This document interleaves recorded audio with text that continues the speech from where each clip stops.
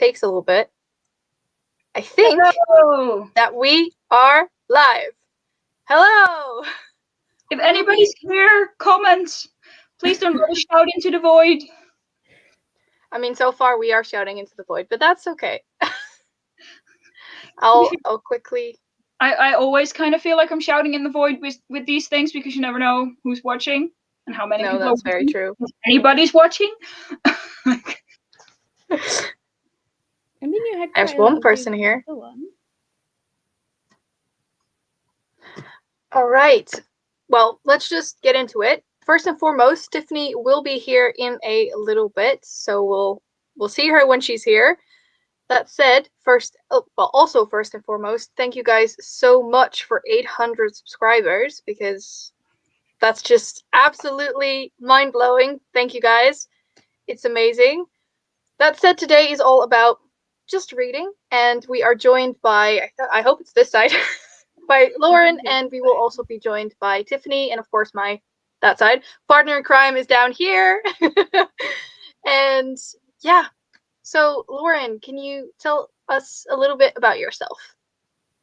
So I'm Lauren, like it says. I have a channel. I ghosted my own channel, so you can. It is linked down below, though, so you can check it out. I'm thinking about making a comeback, but I need to do it, so we'll see how that goes. Someone's here. Cool. Hello. Hello. So nice to see you. I think you were there last week as well, so thank you for once again joining us. Yes. More people. Yay! Hi. Hello! Okay, so how's everyone doing so far with DesertAthon? Well, I finished 2 books for DesertAthon and then 2 books for the 72 Frightathon. Tiffany's here. Hello. Hi. Sorry, Femke. Go ahead. We'll come to you in a bit, Tiffany. Yeah. Like I finished 2 books for the 72 Frightathon, and I've nearly finished my 3rd one. Wow, is just my audio being wonky, or is it yours as well? I think it's yours, Femke. Yours is a bit like. It's a little bit echoey. In that case, we'll get to you a little bit, Femke. Welcome, Tiffany. Thank you for joining us. And please, Lauren's already done that, but tell us a bit about yourself. Your links are also down below. So if anybody wants to check out either that site, Lauren or Tiffany, then the links are down below. So I'm Tiffany. I primarily talk about young adult books, contemporaries. I've been kind of getting into fantasy books, but yeah, I talk about, plenty of young adult books. I primarily do rant reviews, not on purpose. It just happens to be I'm like a very harsh critic, so like I just have high expectations, and most of the time they're not met. But I mean, that's very fair.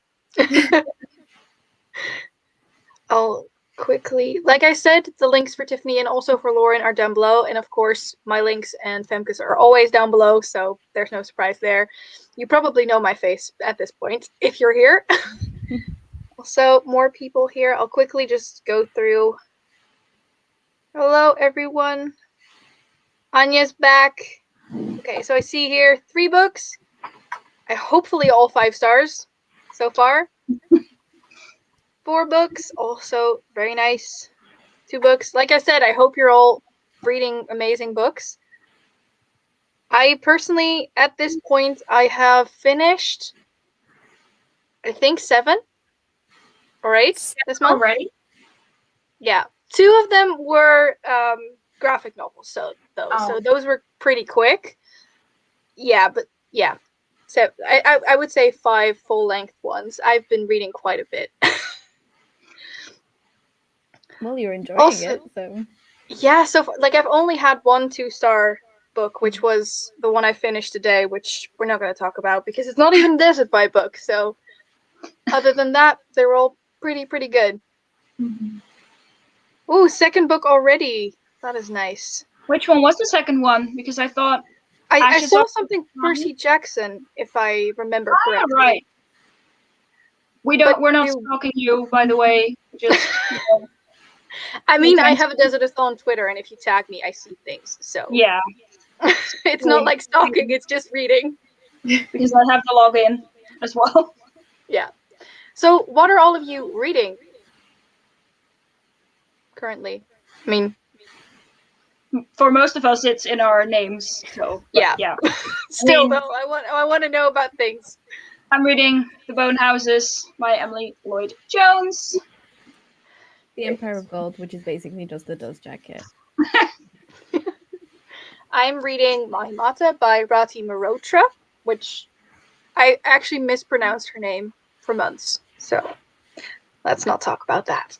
And what were you reading, Tiffany? Yeah, so I'm reading this advanced reader copy, So We Meet Again by Susan Park. And like I said, I'm such a harsh critic, but I'm having a great time with this book. Like, I honestly feel like it'll be a 5-star read. And honestly, like, if this keeps up being the way it is, like, I'm not quite into 100 pages into it, but it's just going so great. And honestly, like, I'm gonna, like, be hyping this book up, and people better read it in August, so. I mean, that probably then means that it's an absolutely amazing book if you're a very Right. harsh critic. I feel like I rate books way too freely. I mean, I'm getting harsher as we go, but Mhm. still, I should probably be a bit more critical. But I let my emotions flow free, and then Yeah. things just happen. Yeah. No, I mean, I wish I liked a lot of stories more, but I just have way higher expectations than what the book meets. It's kind of disappointing, but it's also like I can't expect too many people to be. I mean, like when I hear a great concept, I'm expecting this great mind-blowing story, and what comes up is like it doesn't even meet the basic concept of it. But I'm like super harsh, so. I can get that though. Also, yes, it was Percy Jackson, and apparently we can stalk, so it's fine. I think, by the way, that this is a DesertAthon, the Zwendelprins, so I would say that it's like... Femke, help me out here. What is Zwendelen in English? Wait for it. Google Translate. Scam or fraud, swindling. Yeah, stealing. yeah, okay. And then Prince is just Prince. So Yeah. for those of us who don't know Dutch, Yeah, I'm actually pretty curious about this book because I met this author at the Victoria Schwab event that I went to, like not the one that we went to together, but yeah, the other one. the day after. And the author of this book was there as well, and I've been really intrigued, but I just don't really read Dutch books, despite being Dutch. I don't even know why, but I'm Same. like, it's like 2 years later now, and I'm still intrigued. It could also be my audio, by the way. I mean, if it's weird, just tell. I thought it was okay, but if it's my audio, just tell me, and I'll just. I think muting and unmuting helps. But Is this better? Because it might be me. I Sounds think good. it might be Sound a okay to me. combination. I think it sounds fine now. In any case, if you guys hear weird things, just shout. That sounds very scary yet very intriguing, by the way. I was about to say the same. I was like, that sounds amazing and slightly terrifying as well. It's the one that looks like a VHS tape.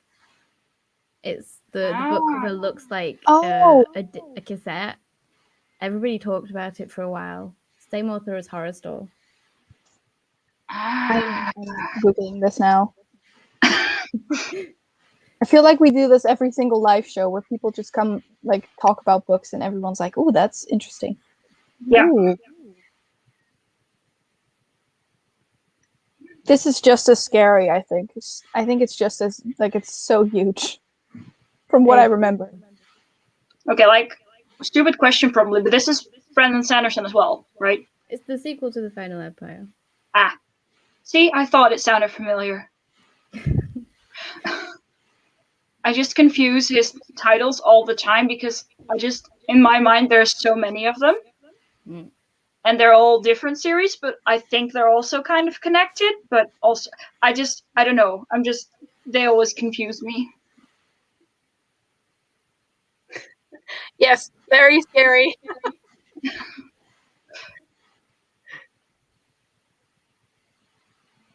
It does sound perfect for DesertAthon, honestly. Even though it is Dutch, like it's totally fine. Oh, I really want to read this book so much. So let me know what you think about it because I'm very, very curious. Yeah, I tried to read that book.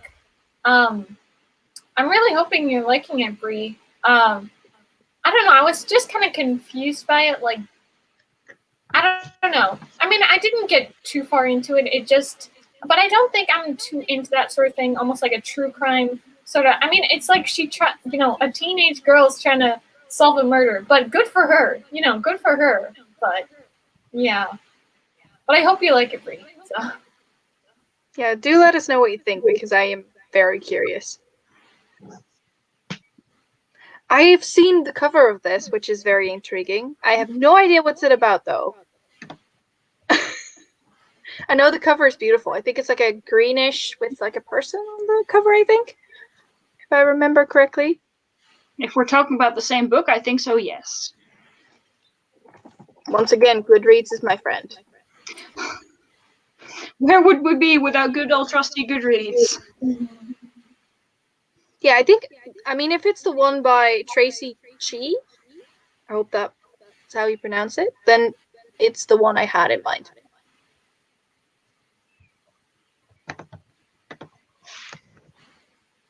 Ooh, what's that about? I'm just gonna Goodreads this again. Okay, this is apparently archaeological, so I'm in.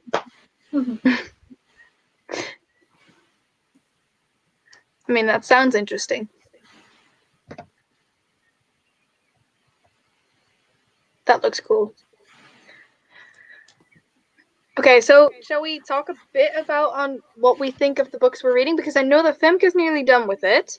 Yes. Like 85% or something. Hello, Sasha. Hi. Hi. How are you liking it so far, Femke? I'm really enjoying it. I'm not sure. I don't think it's a 5-star read for me, but I'm definitely really enjoying it. I'm flying through it and I'm having so much fun. I do think it's 330 pages or something, so I do think it's lacking is maybe too big of a word, but I would have liked to see just a little bit more of the world building. I think just some more of the backstory, how it works, because I think I know this is it's either Irish or Scottish or Gaelic or Celtic, that kind of area inspired, and I know that's not all the same thing, but I'm just not sure which of them it is. But yeah, so far I'm really enjoying it. It's kind of fancy, but it's also just kind of folk tales. So yeah, I'm really liking it. I'm pleasantly surprised. I mean, if you're pleasantly surprised, that probably means that I will like it too. So yeah, I mean, it's a fast-paced, fun book. I mean, don't get your expectations way up because it's definitely not something like City of Brass or something. It's not that intricate or anything, but it's just a fun, quick-paced book to read, in my opinion, at least. Fair. This makes the book even more interesting to me. If it is both set in Tunisia and it's a murder mystery. That sounds really good. Do let us know what you think about it. See, I was thinking of the right book. That is good to hear. Yeah. At least my mind's not playing tricks on me. Oh, that's nice. I think this was about a good girl's guide to murder. Mm-hmm. That's a tongue twister. Also, before we do anything else, can I show you guys my nails because it's been desertified, if that's even the right word. But look at it, guys. There's cactuses on there. Isn't it cool? My mom is a nail tech, for those of you who don't know, so I'm so excited about this. Those look amazing. I just had to share. Sorry. You were 40 pages into the Empire of Gold, right, Lauren? Yep, like you can't even see the dent. It's so big you don't even see it. But obviously So- loving it because the first two are so good. Yeah, I mean, those of you who know me, and well, us, basically both Femke and I, we love that trilogy so much. It's insane. So I'm very excited that you're reading it. I am, by the way, I'm reading Mahimata, like I said, by Rati Mehrotra, and this is the sequel to Markswoman, and I can definitely recommend the first book to everyone if you're looking for a desert vibe with like a that one, hey, but with a different twist. It is so much fun, and I'm now reading the second one, which I will say nothing about because I don't want to spoil you. But do look it up. It's like I love this duology so much. I think it's so underhyped, honestly. So I hope to make a nice dent in this one.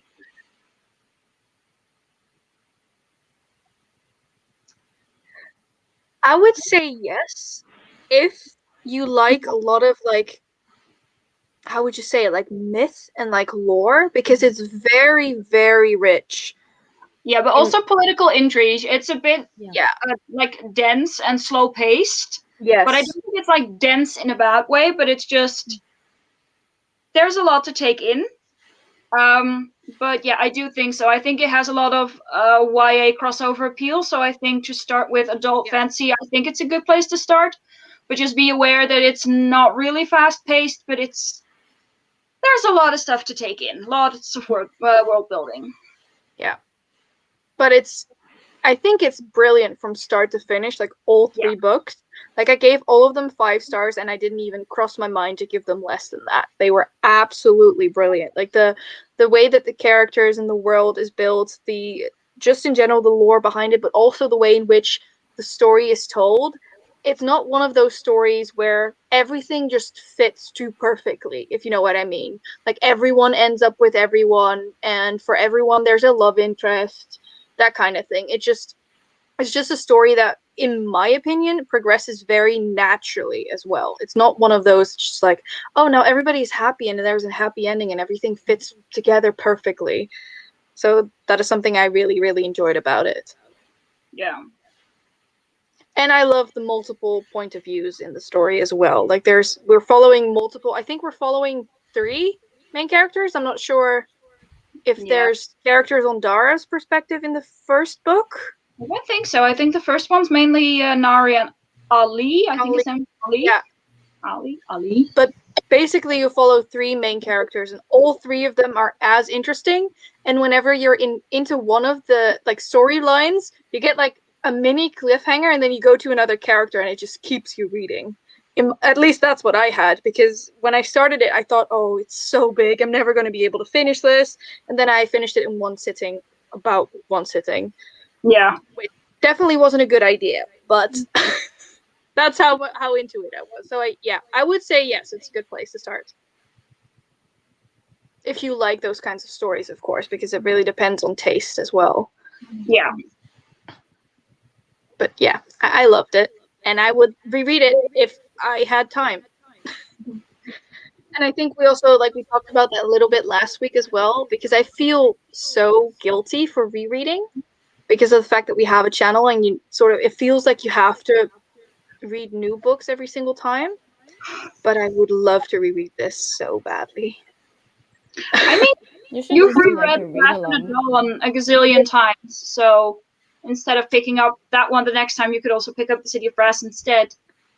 Yeah, but I can finish The Wrath and the Dawn in a couple of hours.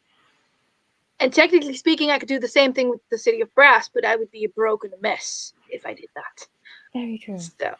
Yeah, but it's like it's not an excuse. Like you've read The Wrath and the Dawn, what was it? 9 times? What was it? You checked last time. I don't remember. I think it's 9 times or something along those lines at least. So yeah, it's 9 times. We know what she likes.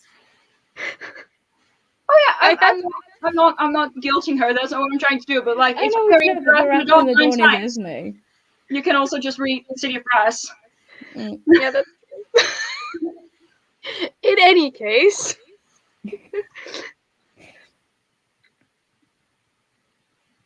Oh. Okay, I'm in. Can we make this like if we do this like if we do DesertAthon next time, let's make this a group book. Oh, that is so cool. Also, I think that if you visit there, I would say do it without the murders. Or that's probably preferable.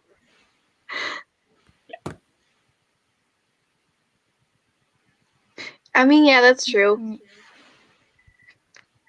Though I think like I feel like certain books I have talked about so often that people are probably sick of me talking about them. But doesn't every channel have those books? Yeah, Like, that's true. Person on every channel. I mean, yeah. I mean, that's probably true. I'm not gonna stop anyway, so I can't help it. So what is a book that you would love to reread but haven't? I'm curious. Strange. Stranger Dreamer. Fair. Yeah. But I'm not sure I have the courage. What about you two? I would probably, I mean, I've been thinking about, like, I only have 2 books that I've rated 5 stars, like, ever at all. And that's The Fifth Wave and Angel Fall. And those 2 books, like, I really like them, and like just the vibes of them are really good. But considering how harsh of a critic I am now, I'm just a little nervous about giving them another try. I don't want it to be like, oh, wait a second, these books are actually like 2 stars. I don't want to like keep them at the height they are instead of them going here if they ended up disappointing me. Yeah. I had that with one of my like childhood favorite, or well, childhood. I was like, I think I was 14 when I read them for the first time, and I loved them. I absolutely blew through them. And then I tried rereading them again, I think it was last year or maybe the year before, and I hated them. Like, I don't DNF. Me too, yeah. Yeah. But, like, so for me to DNF a book, it has to be spectacularly bad. Like, really bad. And, like, I think I DNF'd this at, like, 40 pages or something, and I could not handle that. I'm like, why did I like this? Let me guess for you, Lauren. I'm thinking that it's The Last Magician. I started my reread of The Last Magician and I stopped because I didn't want to feel the pain again. I just stopped. I was like, do I really need this? If it's painful, why did you tell me to read it? Because it's good. Esmay, looking at you. Why did you tell me to read a number of books if they're painful? I mean, hello? I read this because of you. I know! But I need you to suffer with me, okay? I can't do it alone. Yeah, that's true. I'll read them once there's time. Also, no, Sasha, I mean, you do you. It's like the same thing with me in The Wrath and the Dawn is you with the Wayward Children series. The only difference here is that you still get new books and I do not. So I cry a little tear. Do you have other books though, Lauren, that you would reread? Murder Trending. I'm gonna push that book onto anybody I can. Read She managed with me. Read it. Femke's already read it. All right, let me put it on my list. I actually am planning to do some like read other people's favorites books videos. Mm-hmm. And I was thinking maybe I should start with Femke, and then I was like, maybe not because I've read all of those. And then I was thinking, like, I have a couple of people on the list, so I'll put this on the list. Like, it's not the best book in the world, but it's fun. It's you so said with Murder Trending? Yeah, hashtag Murder Trending. Oh, hashtag. Okay. Which means when you type it in Twitter, it's kind of weird because it thinks you're talking about murder, but you're not. Yeah, but it's such a fun book. I was so creeped out. No, not even creeped out, but just, I don't know how to say it. It's just sometimes it's just so ridiculous what happens that you're just sitting there like, what? Like, it's just there's so literally limbs flying, but you will be laughing because of it. Yeah. It's fun. Yeah. Okay. I'm intrigued now. I will read it when I can. But first, DesertAthon. Yeah. I actually read one of the recommendations from, well, sort of recommendations from last week's, was it live show? Because someone said, like, read Castle in the Air, which is sort of in the same universe as Howl's Moving Castle. And it Right. was interesting, but I expected so much more of it because of how much I loved Howl's Moving Castle, and I was kind of sad about it. But I would definitely recommend Howl's Moving Castle. Oh, can I just second the Romanov one here? Because Romanov is absolutely brilliant. Oh, it's so good. Yep. I haven't read the other ones though. Like, I would commend your commitment if you're going to reread To Sleep in a Sea of Stars, because I think that thing's like 800 pages or something. It's Oh. big. It looks good though. I have to read The Bear and the Nightingale. I actually got this for my birthday from Sasha, and I was supposed to read it during Polarthon, and I read like 3 pages of it. Oops. Oops. I will read it soon. I promise. Soon being sometime this year. Probably. I mean, that's my concept of soon, anyway. Yeah. Yeah, for me it was a bit underwhelming because it felt really, how do you even say it? It was very detached from the characters. It's sort of similar in that sense to The Night Circus, which is very, it feels a lot more plot driven than character driven, and those are generally just not for me. So it's nearly 900 pages. Well, wasn't too far off with 800. Yeah, that also it's 24 hours, not hours. No, that would be like jour, so like 24 Jour. days. Yeah. I mean, that sounds more like my vibe with a 900-page book, but Depends on the book. Yeah. yeah, I really, really need to read that trilogy in general. I will soon, I promise. I was so mad. Fairy Loot announced their next deluxe set, and they've been teasing Winter Night for months, and I was convinced it was going to be Winter Night, but it wasn't, and now I'm kind of mad. Or at least salty. What? And now they're doing Spin the Dawn, right? Yeah. I mean, those are very pretty too, but like they've been teasing this one, I think, since November or something. And they, with like their emoji hints, what they were going to announce, they did like the snowflake. So they've been teasing this one even more, and it's like, why aren't you announcing it? Because I'm holding out on buying editions until I can get these. So fair. I mean, you're not the only one who's mad. Yeah. I don't want to say mad. I was salty. I'm very salty.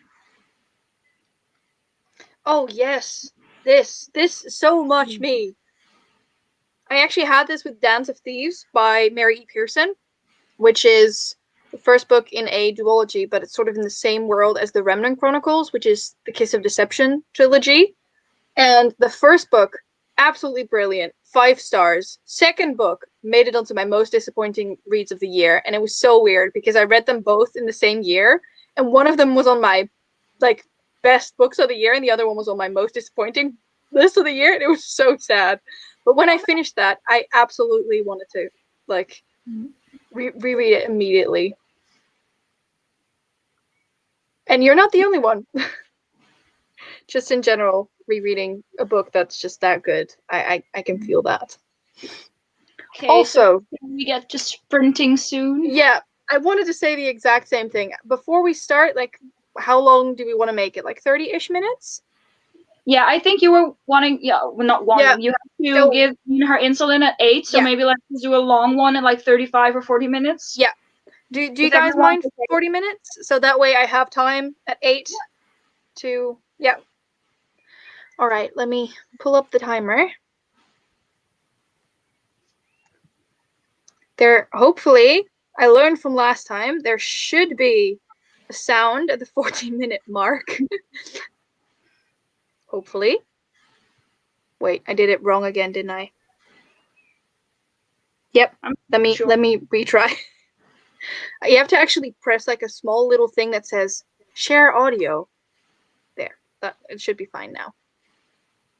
Do we have sound? We have a bell. Are we ready to start reading? Yeah. All right, starting the timer now. See you in 40 minutes.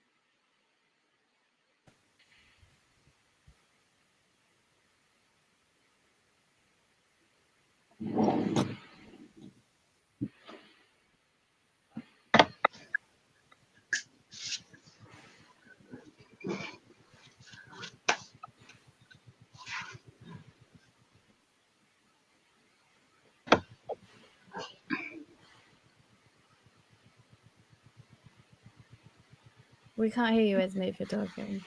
No. Can you hear me? Yeah, we Yeah. can hear you from. Yeah, you're Yeah, set. I can hear both of you as well. And you guys hear me? Now, Yes. yeah. Now we can.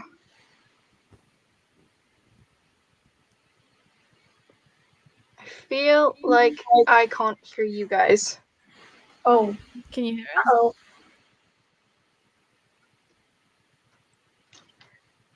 Wait, You hear us? why isn't this? Okay. Technology. This is definitely me. I don't know why it's not working. Uh-oh. Can you hear us? Yes, I can hear you now. Great! Yay! Okay, how did it go? How much did you guys read? I read about, I'd say, 13 pages, about 13 pages of the book. And I don't know, I mean, I might just be having an off day, but like how much I read, or at least where they're going, it's not as interesting. But I mean, it's kind of like, you know, the whole, the story structure of, you know, narratives and the way stories are. It's just, it looks like it's just in like one of the boring parts, even though like I'm still intrigued by the story. So, you know, this part isn't great, but I'm still having a fun time. Yeah, fair. Like, you have slower moments in the book Exactly. at Yeah. times. Fair. Well, that sounds good so far. Let's hope it just stays good. What about you, Lauren? I'm guessing. I'm on page 75, and I'm scared. Oh, I'm very, very I mean- scared.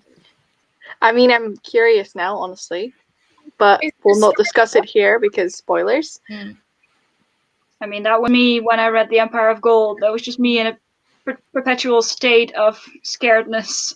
Yeah, I think I'm going to finish this tonight, because otherwise it's just not going to happen. I'm just going to Yeah. finish it. so That's fair. is Empire of Gold, is it a scary book, or is it just you're concerned for the characters? We're scared for pain. We're bracing Oh, for. I mean, Esmay and I already read it, both of us, and we both sobbed at the end. So, I mean, we know what's coming, but it's like, I remember when I was reading it, it's just, I was so scared. Just, you know, you feel apprehensive about reading it because you're so scared you're going to get hurt. That kind of feeling. You're not scared And because she's it's not- scary. And she's not nice with her characters. She's not going to, No. like, let everybody live. no. We know that. I don't We like know that. But I think because I think I read it a little bit before Femke did. And I remember I'd finished it and I was like, Femke, please read it because I don't want to suffer in silence. So No, I think I read the Empire of Gold before you. I think that was with the Kingdom of Copper that you Did read you? it for me. I think so. Because I sent you the selfie with me tears streaming down my face when I right. finished it. Yes. And that was when my fry came in. Okay, it was for the other book then. Yeah.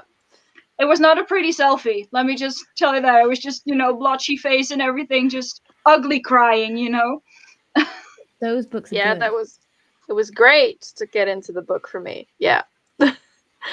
I'm guessing from the title of your name, you finished your book, Femke? Yeah.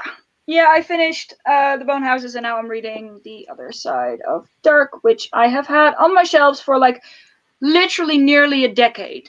Like it came out in 2012 and I'm pretty sure I've had it since then. So I figured it was about time to read it. So this is me doing that. You know, I think I read about 80 pages. I did really well. Nice. I think I read about 40, but then again, I did have to do some insulin, so. You know, with the ending of The Bone Houses, I just went like, it was just like, keep reading. I want to know what happens, so. How many stars are you going to give it? 4. So Nice. That's a what good I rating. imagine it would be, so. That's a good rating. Yeah. Yeah, I only read 40 pages, so I still have a very long way to go that way. I mean, 40 pages, 40 minutes is good, right? Yeah. I mean, honestly, like it would have been more if I didn't have to step away, but There, yeah. So far, so good. I'm really, really loving it, and the intrigue is coming in hot, so I'm all Yeah. for it. Yeah, just real fast. So how are you able to change your the name? How, you changed to a different title. How do you do that? You can see, I think you can see little tiny us down below. Yeah. If you press like the 3 dots, like next to the mic, it says, I think it says edit name. Yeah, it said edit name. It's the one on the top. Can you find it? For me, in the bottom left of my screen, I have a tiny version of my own screen, and it has just my name, just like, like the person icon with my name. And if I click on my name, I can change it. It just gives me like a pop-up screen. Oh, wait a second. That one. Let me see. Hold on. If I can make this work. Oh. Let me know if you can find it. I'll quickly go to how the other people did. Ah, I see it now. Okay. Did you find it? Okay, good. Yes, thank you. You're welcome. I mean, 4% is still good. I mean, say, especially when multitasking, because I know how. I mean, I'm Dutch, so I know Lego Masters. We actually watched it last year. We haven't watched it this year, but I know how hectic that can be. So, kudos to you. Ooh, nearly done. I hope you're enjoying the book. That's always exciting. I'm sorry the sprint wasn't a bit longer then, so you could have finished it. Also, I'm very curious about this book. Sorry, you were saying? There's always next sprint. Yeah, that's very true. So I'm very curious about the Gilded Ones. I really want to read that one. Me too. And then, ooh, that's pretty hefty. Nice, 60 pages. Good. Yeah, I think if it's fast read, pick it up. Oh, go ahead. Whoa. No, go ahead. It's fine. Oh, I was just gonna say. I mean, all I was trying to do. There were like 4 books that I just was like giving a try, and I was just like, okay, let's just see if I can just do the first chapter. And I think that's all I read of A Good Girl Scout Hunter. So like, I don't think I gave it enough of a chance. But maybe that's not my kind of book. But I'm really glad, Bree, that you're finding it to be a fast read and you enjoy it, right? So that's good. I mean, that's always good. I mean, it depends on what your taste is as well. I mean, if it's not a book that you would think you would like, then, I mean, I tend to not like urban fantasy, even though I can see that a book is great. Like, I know this is a very unpopular opinion, but I didn't really like Legendborn, even though I can see that the book is absolutely brilliant. It's just, I don't like urban fantasy, so it's just, it never hits right with me. It's me. It's not the book, it's me. Yeah. So, yeah, it depends on taste, I think. Also, Esmay, what's up with your connection? Because you're very vague. Yeah. Let me reconnect. Okay. Yeah, sorry, you were at a standstill just a second ago. Is it a bit better now? Looks about the same. Oh, no. Maybe? I'm like right next to the Wi-Fi. Yeah, it was fine a minute ago. I don't know what happened. Wait, let me take myself out and I'll be back in a second. Maybe that will help.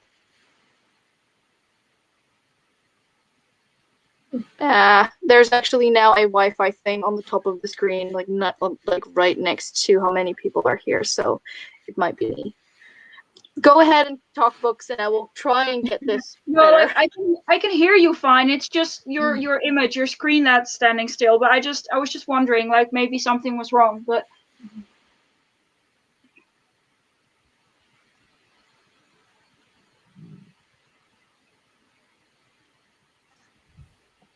well, I hope it gets better soon, because the weird thing is that my Wi-Fi is like right outside my door, so I might be a bit frozen. But please forgive me. yeah, no, like I said, I mean, it's obviously not really an issue. We can hear you, but I was just wondering since it was fine a minute ago. Yeah, I can't tell you. Sorry. I don't know what happened. Maybe this will get better. I don't know. What book are you reading, by the way? I am curious. Because I scrolled back, but I couldn't find if you told us what you were reading, so I must have missed it. Yeah. Duolingo is the language thing, right? Yeah. I'm curious then, what language were you practicing? Is it a bit better now, or am I still frozen? It's not really better, I think. Kind of moving, but it's pretty glitchy. Yeah. Maybe if it helps if you disconnect your phone or something from Wi-Fi. Maybe the Wi-Fi's over. Maybe. What's it? I Overloaded? can't that. Yes. I can try that. I mean, maybe it helps. I don't know. I'm not trying to hassle anyone. So. How many languages do you speak, Sasha? A lot. Yeah. Yeah, that's what I was thinking. Ooh, what is this about? I'm curious. That's from the author of like the 7 Husbands of Evelyn Hugo and Daisy Jones and the Six, right? Yep. I'm looking this up now. Man, I should have done my French lessons from the past 4 months or something, but I'm not very good at keeping up with those. Also, Lauren, I'm not sure if you already knew. Let me just grab it. It's right behind me. Look which one I got. You need to read it. It's really fun. I DNF books all the time, even when I like them. So that's irrelevant.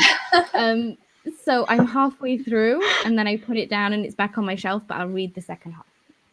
Yeah, but I was like, I asked you if you wanted to be part of my TBR like game thing, right? If you want to, you can do it next month. You can put it on there as well. It's really fun, and it's easy because it's got like spirals of text. It's a bit like Illuminae with the whole like text that goes a bit chaotic. Yeah. Oh wow. Oh, cool. Yeah. So this is actually not available in English, I think. It's originally Italian. This is the Dutch version. I know Lauren has a French version. But for us Dutchies, it's here. It's a children's book. It says for 12 years and up. But yeah, I was just really curious because Lauren actually got it in French.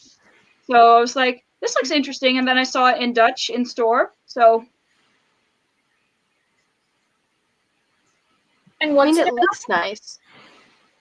It's about a girl who has this illness and she's really ill and she lives, is it Peru? I think it's Peru. I think so. And basically she goes to this children's hospital and they're not exactly sure what's going to happen to her and her situation is going to slightly evolve to worse. And she finds out about this magical flower that shamans used to use in the Amazon forest. And because she's a 12-year-old, she decides to fly to the Amazon forest and find this flower and try to heal herself. Interesting. Yeah, the subtitle is basically an incredible journey to the Andes and the Amazon forest. Yep. So that's the subtitle. Also, we got an answer on. Yeah, I thought we should do this one first because Spanish is also really impressive. Yeah. Like, I'm already happy I am fluent in 2 languages, let alone more. But, yes, we have an answer from Sasha. 1, 2, 3, 4, 5, 6. Just German and Russian on the side. 7. I mean, why not? Just 8. Easy. This really reminds me of last week when we were talking about like main chocolate and chocolate on the side, and then this is just another thing entirely. Yeah. Sasha actually says that it's not a lot. It is a lot. It is a lot. Even if they're similar, it's a lot. Yeah. And it's really impressive. Yeah. Yeah. I'm curious now because I quickly read the synopsis on Goodreads and it looks really interesting. actually put it on my TBR. Like these live shows are great for adding things to your TBR. Absolutely. Yeah. It's a problem. I feel like it's a never-ending TBR, honestly. Yep. I mean, I already think this is pretty impressive as well. Yay, fellow Frisian! Hello! So for those of you who aren't aware, Frisian is a minority language that's basically only spoken in the north of the Netherlands. So hardly anyone knows it. I think there's maybe 50,000 speakers. I think that was like last count, but it's probably decreased since then. So yeah, fun fact. This is sad though. Oh no! Oh no. Maybe next time. Also, I'm curious, if I refresh this page, what will happen? Would it disconnect? I think Like, so. I think it probably will, because I'm the one hosting it, so I can't really refresh. But I keep seeing this, like, lack of service thing right next, like, on the top left for me, and it says that my Wi-Fi isn't very strong, even though my laptop says that it's very strong. Huh. Which is strange. Yeah, it was really weird because it was fine, and then it just wasn't. Like, I don't think anything really happened. At least from our point of view, it didn't really look like anything happened. Yeah. But Esmay, would you be able to maybe like copy the link or like duplicate the tab? Maybe that would work. It's not technically a reload. You would just close this one out and maybe open that one. I'm not sure. Let me try that. Before anything happens, if we're gone, people, this is why we'll be back. Just hang in there. We're facing some technical difficulties. I can actually add myself, like, double. Oh. Wait, let me cancel out this one, and I'll see you in a. Okay. Okay, and she's gone. No more Esmay. And I feel like nothing has changed. No. Nope. Oh well. I tried. Attempts. Are you? Are you on an extender, or are your parents also on this Wi-Fi? Because if so, maybe it's your parents. I'm on an extender, actually. It's like right next to my door. Yeah. I don't know, and I don't think I can plug in from here either. So as long as you can hear me, yeah. no, I mean, we're mostly meeting anyway. So it's weird. It's the mystery of the Wi-Fi, as Sasha put it. Yeah. It's definitely the mystery of the Wi-Fi. I'm sorry. I don't know what happened. It's usually like 100% fine. So. Yeah. Okay. Statistics. About 90% of people who live in Frisia can understand it. About 50% can read it. About 20%. 50% can speak it. 20% can read it, and only 5 to 10% can actually write it. So it's really not that unique, unfortunately. It's hardly taught in schools. So yeah. So that was my batch of statistics for the day. We're still here. See you at the other side. We're still here. We're still here. Just a bit choppy. Yeah. As long as you can hear me fine, that is good. I hope I am not frozen in a weird way where I'm like looking off into the distance or something. And you're like this, like you were. We won't judge you for it. It's fine. Okay. Well, that's good. So should we do another sprint soon? Yes, let's do so. Shall we make it like 30 minutes this time? Because there's no more whatever in betweens. I don't have to do anything. There's actually, I thought that would be cute. I can show you guys. Well, you probably can't see it, but there's a cat sleeping over here. Oh, right. I can't see the cat. Can you say hi? You can say hi. Oh, kitty. This is so cute. Oh. Nina saying hi. My little 18-year-old grandmother. Oh. Yeah. Give her She was extra from Auntie Femke.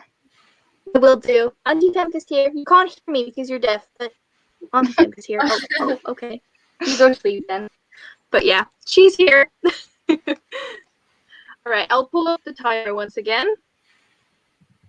Let's see. I hope the timer then works because of the connection, by the way. We'll see. I hope you guys can see at least. We can see it. Yeah. Okay. Well, are we ready to start sprinting? Yes. All right, I'll turn on the timer now.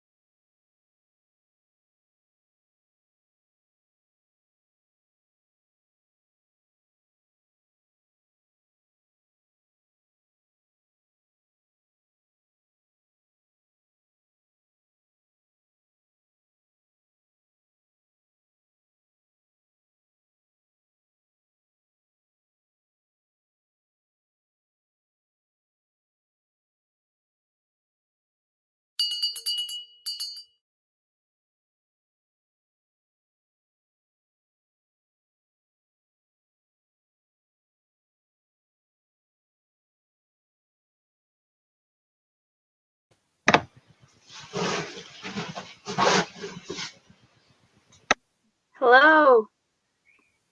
I hope the sound is still doing well.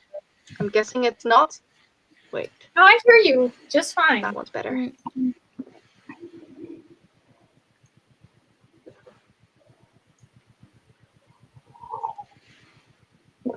How did everyone do?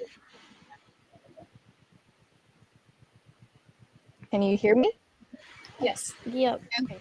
I'm still Whoever planning wants on to go first. What? Sorry? No, go Still ahead. planning on finishing tonight. I'm on page 94 out of a lot. 500? 7. 40. And you're gonna finish it today, bruh. That's impressive. I don't know how you do that. No sleep for you, Lauren. No, but I have a habit of DNFing books even though I like them, so if I don't read it, I just leave That's it. fair. Yeah. And you shouldn't. You know, I got about 10 pages, I think, into this one. So 10 more pages. Yeah, it's just a little bit slower where I am because it's like she's thinking of ideas and it's going to actually go into the plot that it's supposed to be, but it's just taking its time before I actually get there. So I just gotta hang on and then it'll get into it. So Fair. I mean, it sounds like it's sort of building up for like a very big plot. So exactly. that's always a good idea. Yeah, I'd say the one thing I think is a little annoying is that you know, when it tells you and everything, it kind of like goes through it and I'm like, wow, that's a lot of information.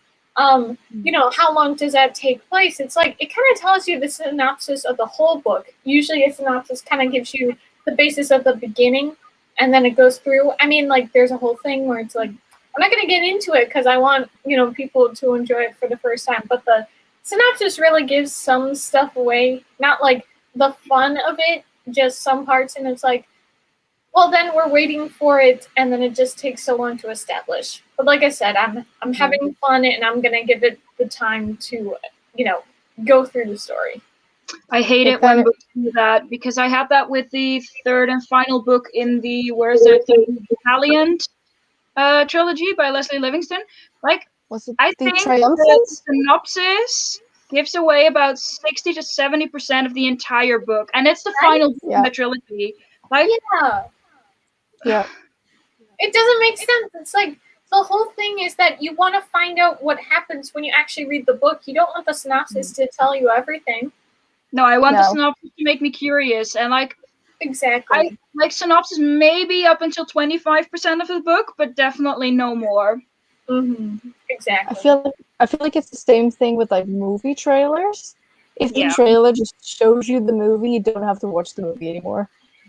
Yep. So that's sad. Yeah, I don't like that either. Also, hello Jane. Hi. You can always join late, it's fine. I mean, I knew you were reading this, but I will pretend like I didn't. Jane, by the way, for those of you who don't know, is the host of the 72-hour Fridathon. 72 Fridathon, I think it's called. Oh, okay. So, I mean, this was on my TBR, even though it's still a DesertAthon read, so. I mean, that is still impressive, depending on how long the commercials are, but still. It's RTL, right? So it's probably 8 minutes by now. Yeah. It was a bit shorter during the beginning of like the pandemic because of the fact that I feel like a lot of companies just cut down on like the commercials. So it was like at times RTL was like 4 minutes or 5 minutes, and we were all blown away by this because it's always so long. Yeah, but we're back to like 7-8 minutes. The other day, I'm not sure what channel it was, but it was over 9 minutes. Like, and that was just like the one commercial break.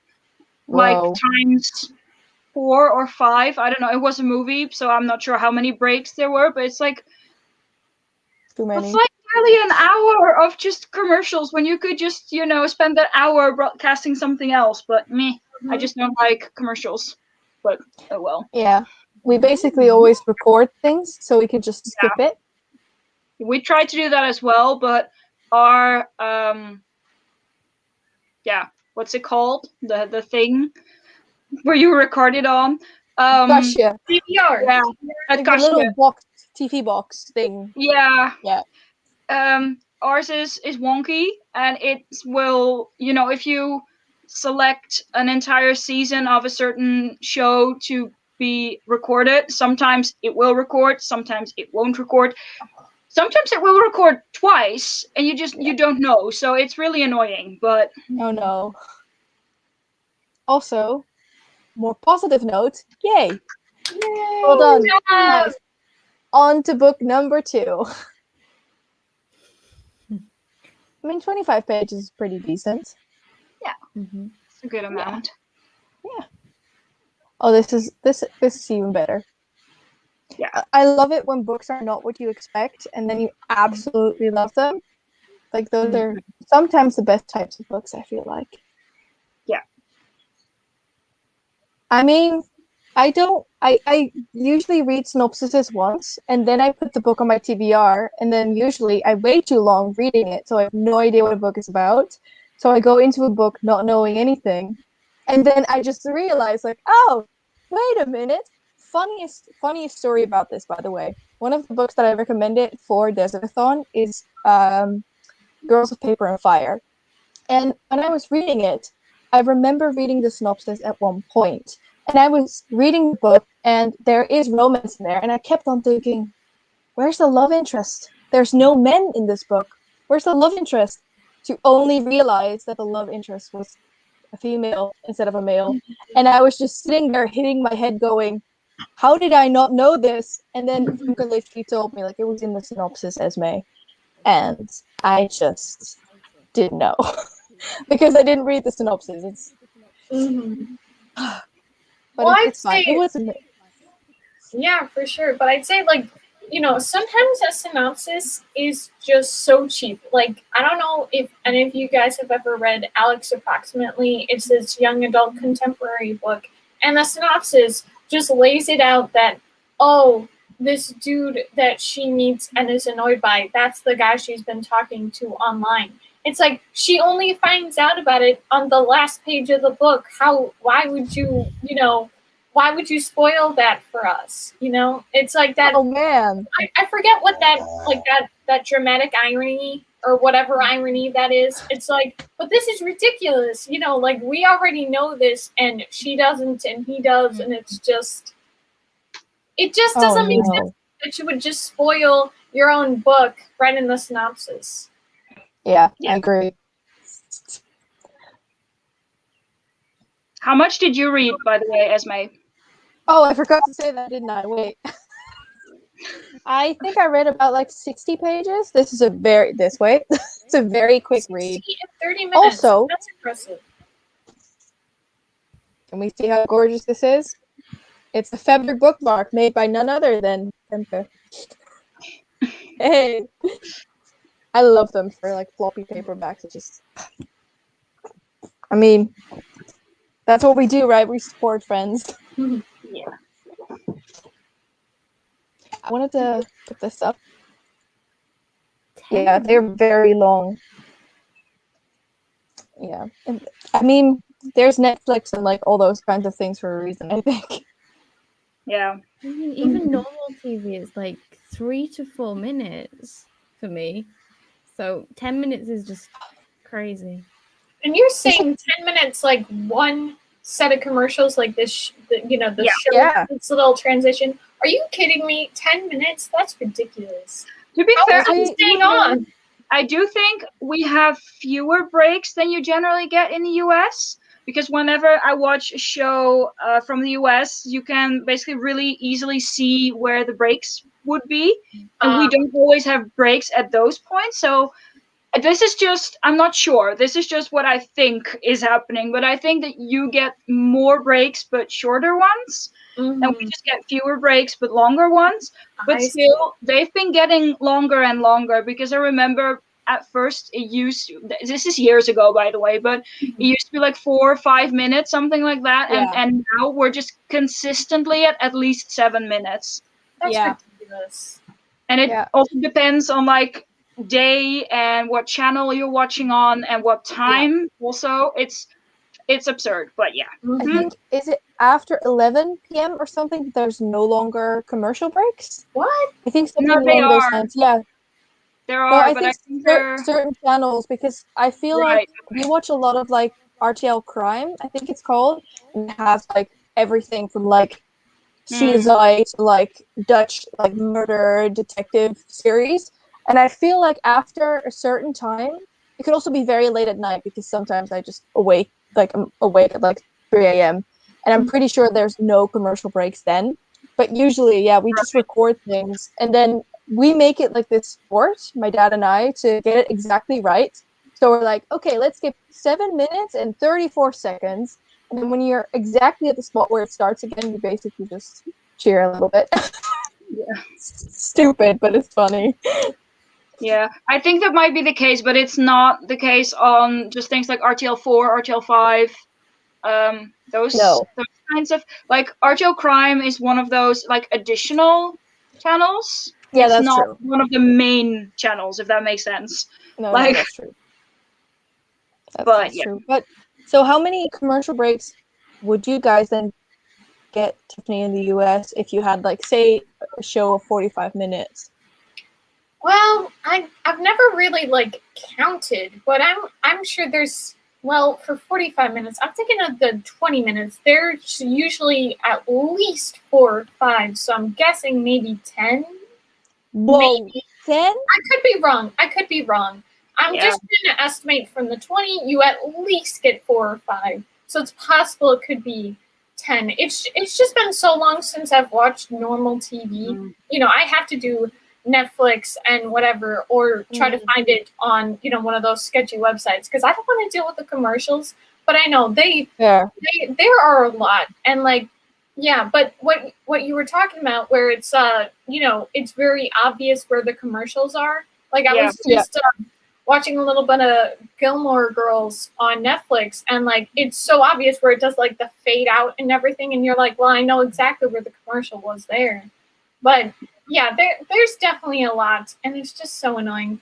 And that's what I really don't like about Hulu, though. Yeah, you could pay extra to get the ads off, but the whole point of you watching a streaming service is not dealing with commercials. And then there's so many commercials. Like, yeah, I was watching this show, Cruel Summer. I don't know if you guys have heard of it. It's some Hulu original, and it's like there were like 9, somewhere like 7 to 9 commercials for a 45-minute thing. It's like, how is it so long? You know, I mean, like those, they're like a minute, whatever, but it feels like forever, especially when you're adjusted to no commercials. So yeah, I just saw this comment, which was why I made a big surprisey face.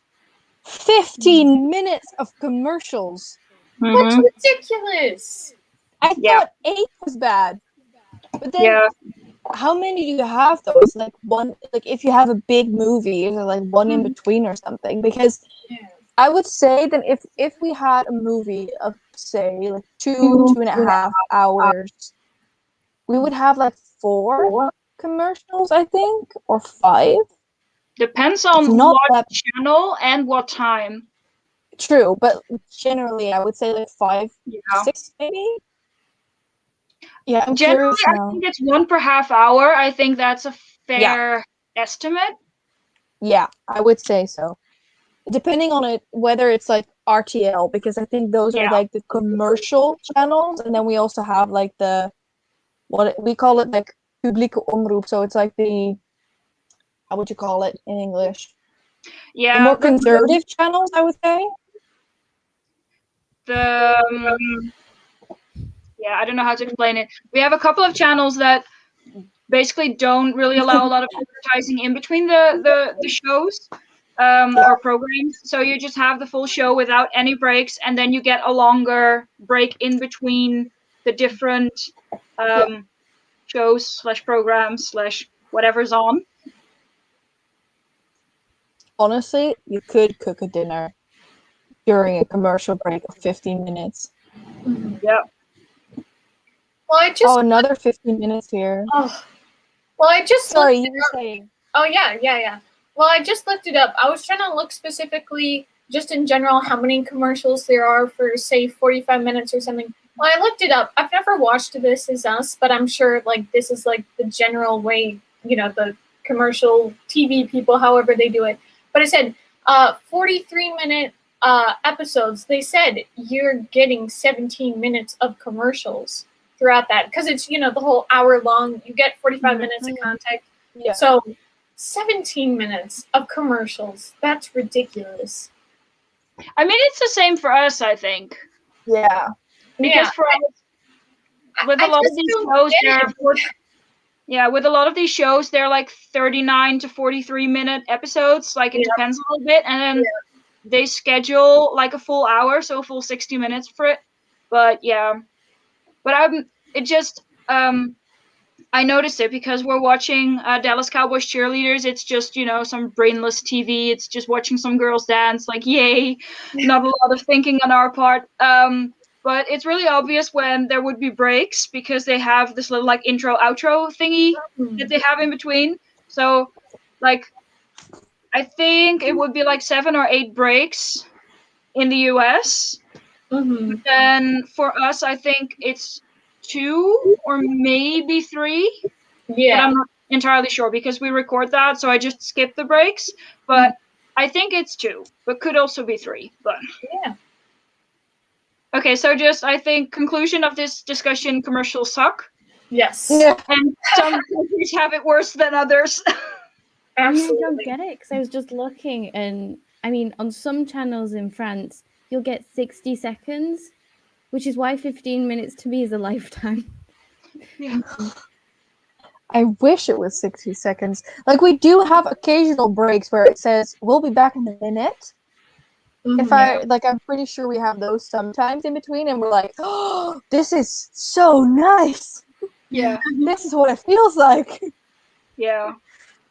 But to be fair, like last year, March, when the pandemic first hit for us and we were in first lockdown, I remember that they did on like RTL and everything, they did like commercial-less movies. They just would broadcast an entire movie without commercials, and then in between, you know, the one movie and the next, they would have a longer break of commercials. And I was just like, can we just go back to that? Because I love that. Mm-hmm. Yep. Yeah, the whole thing where they're like, oh, we need the money from commercials. It's like, I'm sure there's a better way to do it. I like, you know, and it should also be like, there should be some sort of option where you can, there's like some sort of survey with your like television network or something, you know, like AT&T or something, Xfinity, whatever. And you tell them, oh, this is the sort of stuff I'm interested in. Then you would at least have some commercials that would at least be a little bit fun. Like the commercials, they're so dumb, and no one, you know, who's actually, you know, watching a commercial and being like, that's great, besides older people, you know?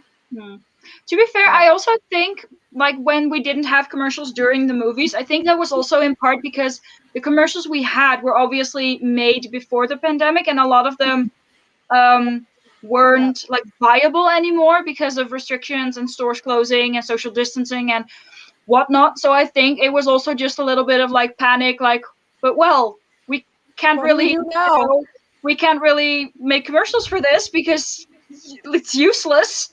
So I feel like that was also part of it. But yeah, it's ridiculous. Also, hello. We were talking about how sucky commercials are. Yeah. No matter Also, what country you're in. Or with some types of commercials, I'm more prone to not buying a product than prone to buying it because of a commercial. Exactly. Or is that just me? Yes. I will never ever buy a sofa from Seats and Sofas because of the stupid song. Seats and Sofas. Oh, so annoying. It's so annoying. Yeah, I can feel you on that one. But the same thing, like Femke probably knows what I mean. We have this one commercial which is for like yogurt. It's called Almhof, and it's so annoying. I cannot. Yeah, but Almhof is so nice though. It's so Yeah. nice. Oh, but the commercials are so annoying because it's basically like this very blonde girl sitting on a fence with like a almost wearing like they're in like a sort of Austria, like Switzerland kind of background, sitting on a fence wearing the typical like clothing, just going, "Oh, I spilled some on my nose, but it doesn't matter because it's amazing." And I just, Yeah. oh, so annoying. That's so It's dumb. ridiculous. It's ridiculous, yeah. Yeah. Oh, I cannot handle. The problem is that yogurt is really good though. Oh, Yeah, but I also hate it when you have like these like fitness like for like gyms. babysit? Yeah. Yeah, for gyms, and then you have these really buff people, and I'm like, but why are you here? This is not motivating for me to get off my butt and do something. Like, No. Anya knows what we're talking about. yeah, almost. almost. Oh. Also, I'm curious which store you're working at because I hope for you it's not like Albert Heijn or Jumbo, which are both supermarkets, and they have a lot of commercials. I think it's either something like Specsavers or Pearl or I Wish. I think she works at an what's it? An optometrist? Optician? Optician? I have no idea. English is not my strong suit, but I think it's You studied English though. yeah. It's like just difficult words, like non-standard words are not my forte right now. I love this one. Yeah. I agree. There's this commercial in the Netherlands, and I hate it so much because they're making a sandwich and they're just dropping stuff on top from like, I don't know, 50 or 60 centimeters. And it was like, if I tried that, nothing would be on the sandwich. It would just be all around the sandwich. Is like, that the mayo commercial?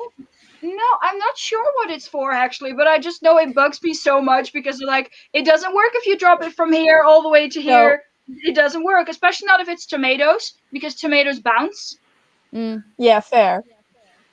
Also, this one, I agree with this one wholeheartedly. There was this one commercial when I was a kid, and it was like of a game of an elephant that spouted out like butterflies out of its trunk. Oh my gosh. Yeah. And I think we had like a Dutch song, like Elefant de Olifant or something along those lines. And I know that everyone wanted it, but I feel like no one got it because it was such a sucky toy. But the commercial was just great.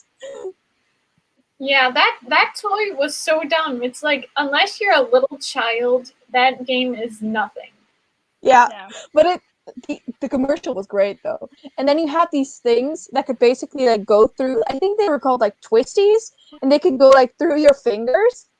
I have one of them in orange, and it was my life. I loved that thing so much. I think it was called a twisty. Those little worm thingies. Yes, yeah. I remember that one. Oh my god. I love this so much how we're bonding over children's toys. I wanna find it now. I wanna show you guys what I mean. I also have one of those like Barbie dolls where you had to just pull this little rope and it would just fly up.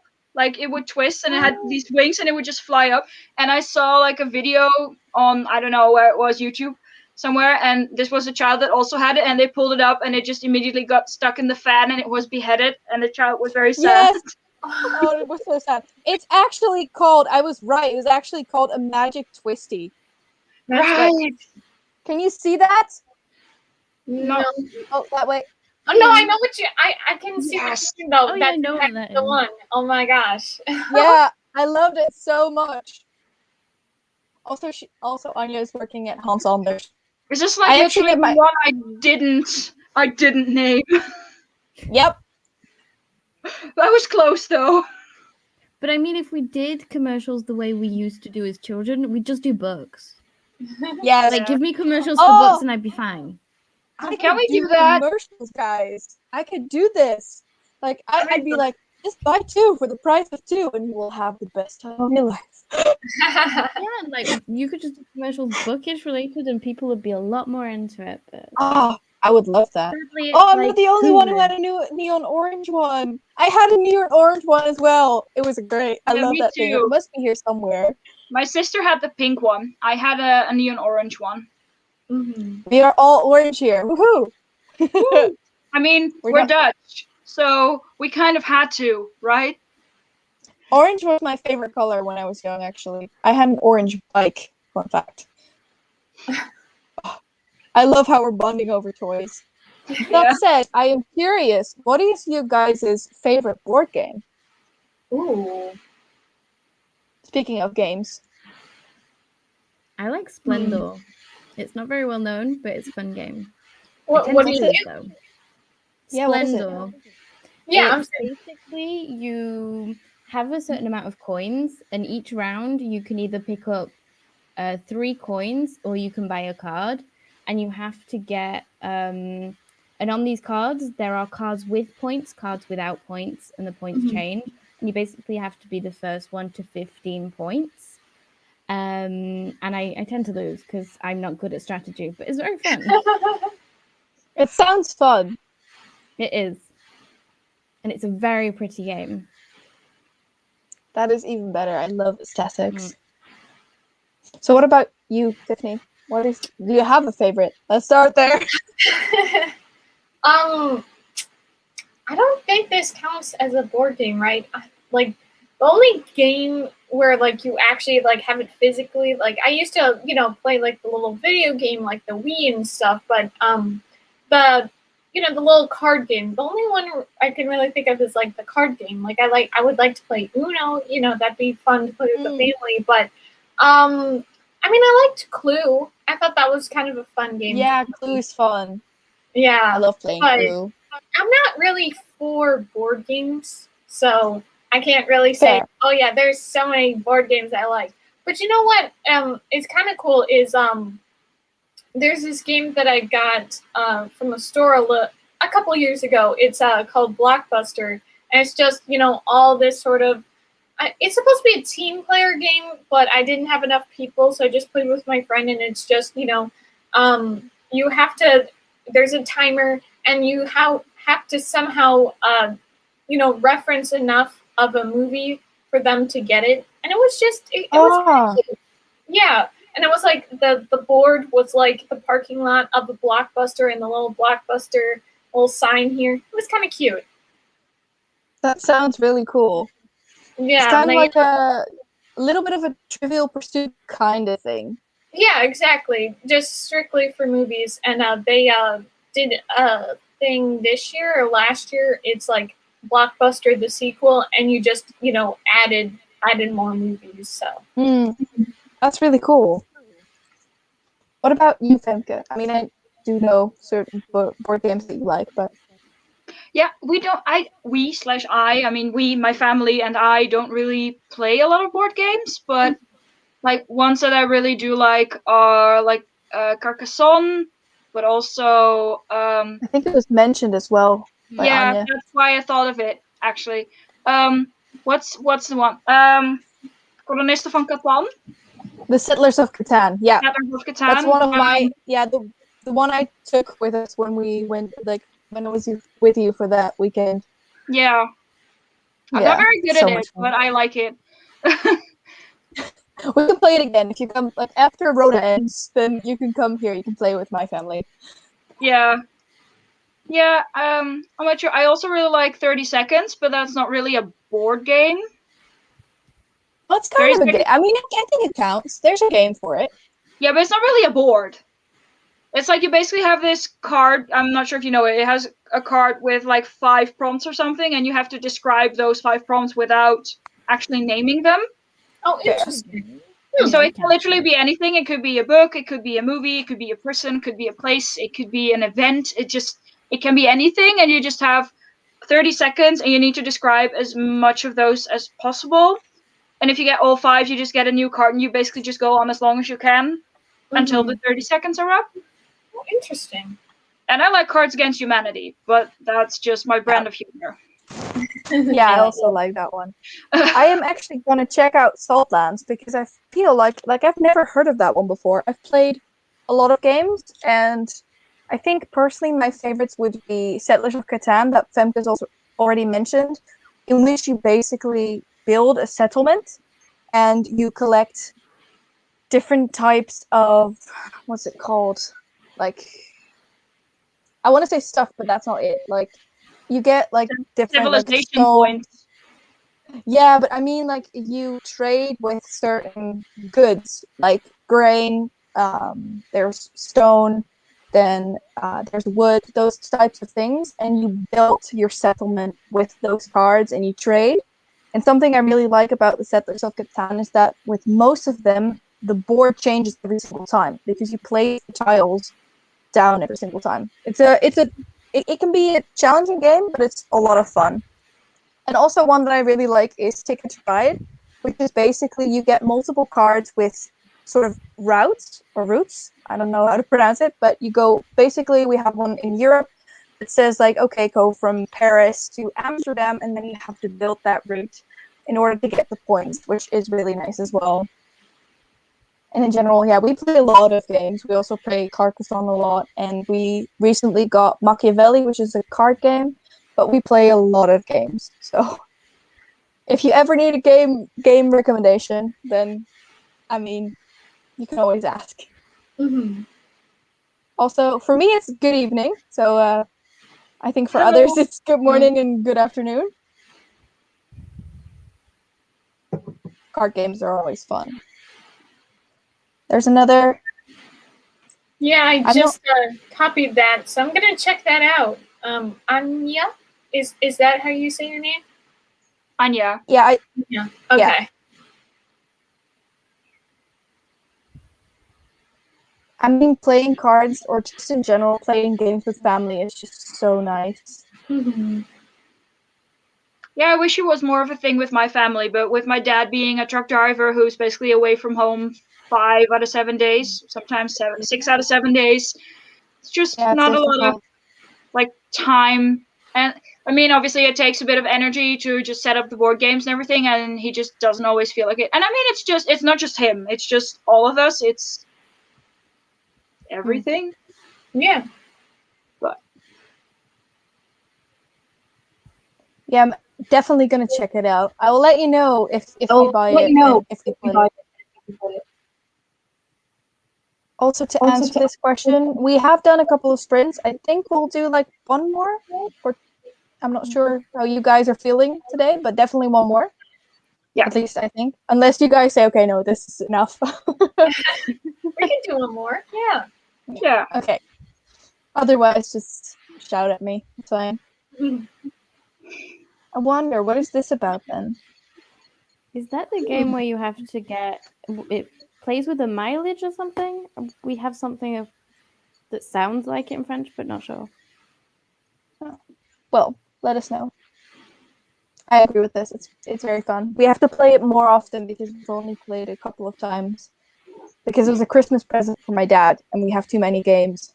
So, speaking of sprints, shall we do another one then? Let's do it. I think that will be the final one for today for those of you who are joining. How long do we want to make this one? Shall we say 30 minutes again? Yeah. Sounds good. Yeah.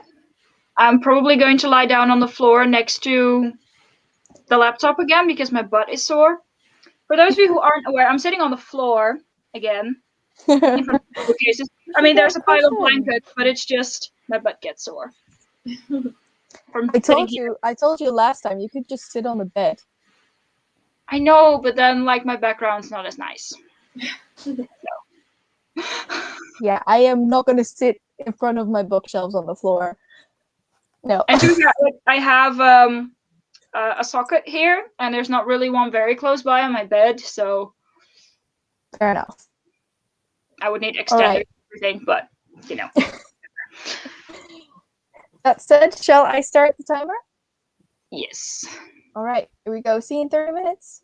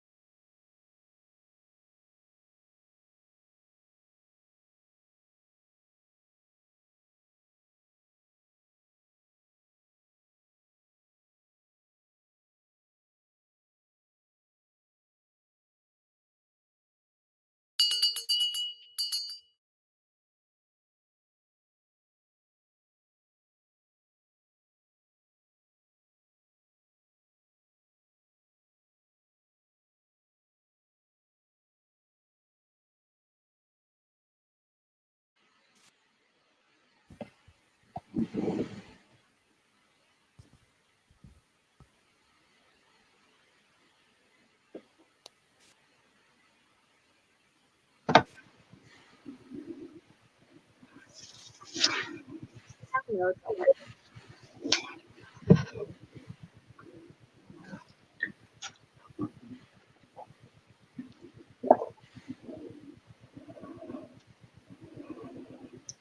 Can you hear me now? You should be able to hear me now. Yeah. Wait, that one. That's better. How did everyone do? Well, I did all right. It's just still. I mean, again, I'm still enjoying it. I'm having a good time, and I know I just got to give it the time before it actually gets into the plot. Because, like, yeah, it's like 350-ish pages, and I'm on page 117 or 18, whatever page I'm on, and it's about, it's not getting into it yet. It's all the build up and everything, and I just got to give it time. So. Fair. Well, as long as you're still having fun with it, right? That's the most important thing. Yeah. I am literally in the middle of like a very, very interesting scene. And I was like, this stupid bell. Because I'm about 170 pages in now, this way. So, doing pretty well. I might finish this today because I am very excited to finish it now. You guys are such fast readers. I don't know how you do it. I mean, maybe it's because it's fantasy. I don't know. I can read fantasy a lot quicker than I read contemporary or murder mysteries. So I don't know. For me, because it's like you have to, learn the world. It's way harder for me to do that. Well, go ahead. I read contemporary quicker than fantasy, but I still read about 130 pages across both the previous sprint and this one because we didn't talk about how much I read last sprint, but that's okay. Sorry. So it's okay. It's okay. That went my No, I read about 130-ish pages, something like that. But yeah, I'm a fast reader. I don't know. But it depends on the book for me and on my reading mood. I wanted to say the exact same thing. It depends on the book because it depends on the contemporary as well. Like if it's a heavy contemporary with heavy, because I also read quite a few sort of semi-historical World War I, World War II books. Those I read fairly slowly. But the contemporary, as in I read The Fault in Our Stars, which is one of the only contemporary reads I've ever read. And that one I read in 2 or 3 hours. So it really depends on the book. Wait, you finished it in 2 or 3 hours? Yeah. How do you guys do that? That's so impressive. I don't know how you do it. That's crazy. I don't know. I just get so immersed into it. And I don't know. Yeah, I have the same thing. Like I said, for me it depends a little bit on the book, but contemporary romance, college romance stuff, that's a couple of hours at most for a 300-ish page book. But for example, The City of Brass, I will definitely not read that quickly because it's a lot denser. Also, not just because it's fantasy, but also because of politics. There's lots of descriptions. It's just, it reads differently. You could build a house with it.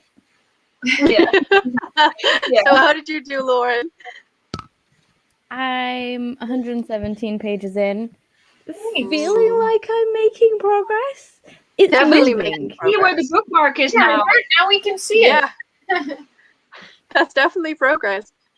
Also, does that mean I feel like you should send us pancakes now? Pancakes are good. Ooh, I want to make pancakes now, but I don't have the ingredients, so that'll be a tomorrow. Same. Flour, milk, and eggs. That's all you need. Eggs. I don't eat eggs, so I don't have any of them. Fair. Yeah. I'm really not sure how I feel about my book. Oh no. On the one hand, share. It's time, I guess. on the one hand, it's interesting. I feel like it's about a girl whose mom died the year before, and because of that traumatic experience, she can see ghosts.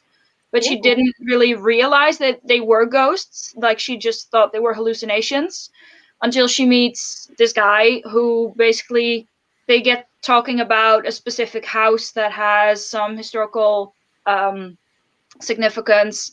Mhm. And it turns out that she can see like a historical version of that house. It burned down a couple of times and then was rebuilt. So then she finds out it's really ghosts. And like I really think that part is interesting, but it feels so like superficial or something. Like we get a lot of like inner like thoughts and everything, and it feels like it's all over the place in that sense.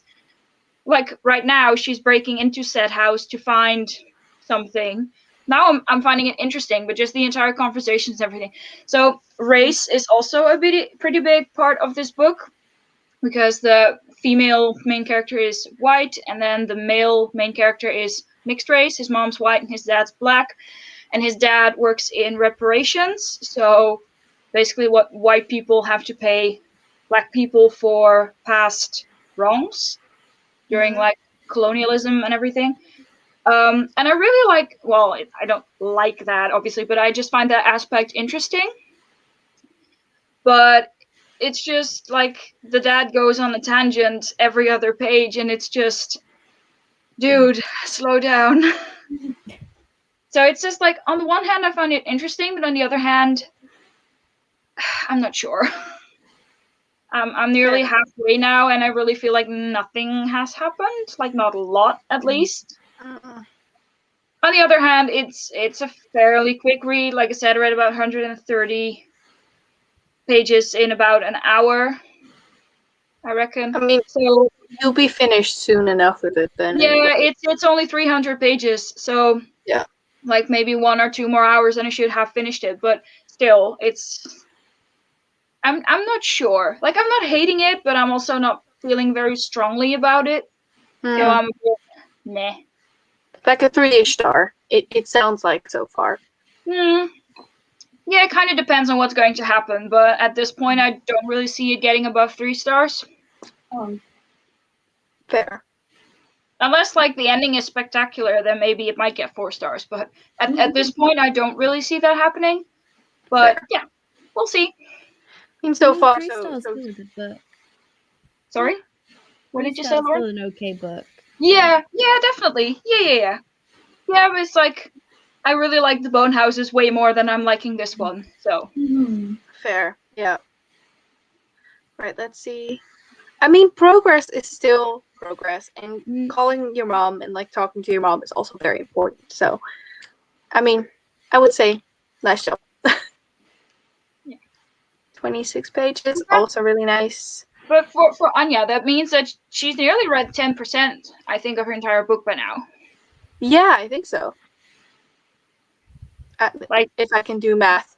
Like I said, just quick disclaimer, math wasn't my major in university or anything, so I might be way off, but I think it's about 10% now. Everybody is doing pancakes, apparently.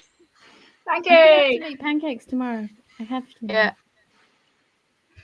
Ooh. Scary books are fun, though. Boy. No, they're not. I can't handle scary stories. I can't do that. I can do it. Talk about scary. If you want to be traumatized, read this. No, thank you. I'm good. I would rather watch Resident Evil, honestly. It's so creepy. Honestly, it's I don't even know how to describe it, but like anything that gets such a visceral reaction, it just deserves a lot of stars. Because this was like chapter 1. Like, it's a manga, so just random page, but it's just, I was so disturbed because I just didn't know what to expect, and then it just kept getting, well, worse, I suppose. And it was so creepy, and I should have probably finished it sooner than I did, because I woke up a couple times during the night and I was like, no, please don't let it be here. No, that's not good. No.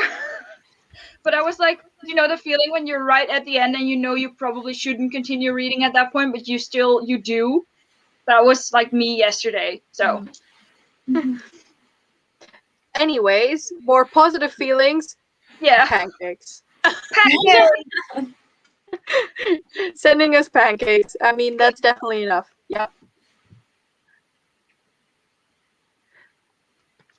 About 7%, so you're close. Meh. Okay, well, that's a fair amount. Yeah.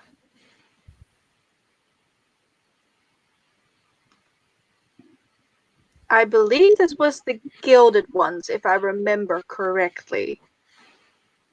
Still very curious about this book. I really have to read it. Yeah.